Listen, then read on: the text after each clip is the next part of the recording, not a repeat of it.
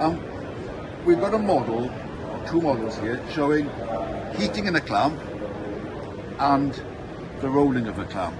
I'll come on to the rolling of a clamp on a separate video, but here we have a model of a clamp that's a problematical clamp. This wouldn't be typical, but where people have heating, the kind of issues, and it's probably more common to have heating issues in a clamp where the silage is either very dry or it's quite coarse material, especially late cut silage, whole crops, things like that. They tend to want to heat. Why do they want to heat? Oxygen can get into them.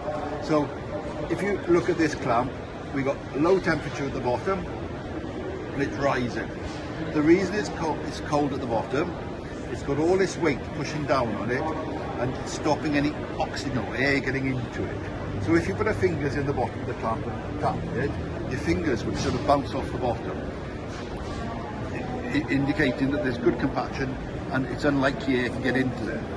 As we come up the clamp, the temperature rises, partly because the heat below rises to warm it up, but also if you've got a problem, go along the, raise your hand, bang your hand, fit straight fingers into the clamp, and what you'll find up towards the top, your fingers will penetrate further and further in, demonstrating the lack of compaction.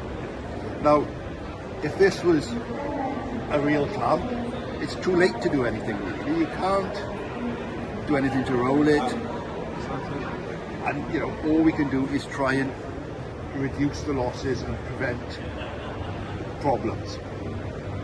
So at the minimum, if it's safe to do so, we would try if you can, put some heavy weights, round bales or something, silage bales, on the top to try and squash that down to stop any heating getting in. If it's only a little bit along the top, that's where it's warm and mouldy, that will suffice. That would do a good job.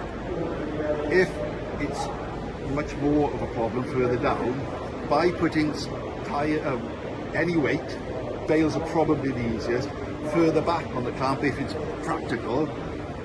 The effect of those will be to, over time, compress that silage, bringing it more dense, and then when we get back into feeding it, it's going to be denser, air isn't going to get into it quite so quickly, and it's far less likely to heat. But always be, with any silage, covering it is key.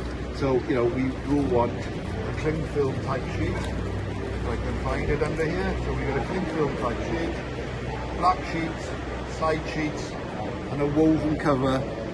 So the benefit of a woven cover is, number one, it'll stop dogs and feet and whatever damaging the sheet beneath it.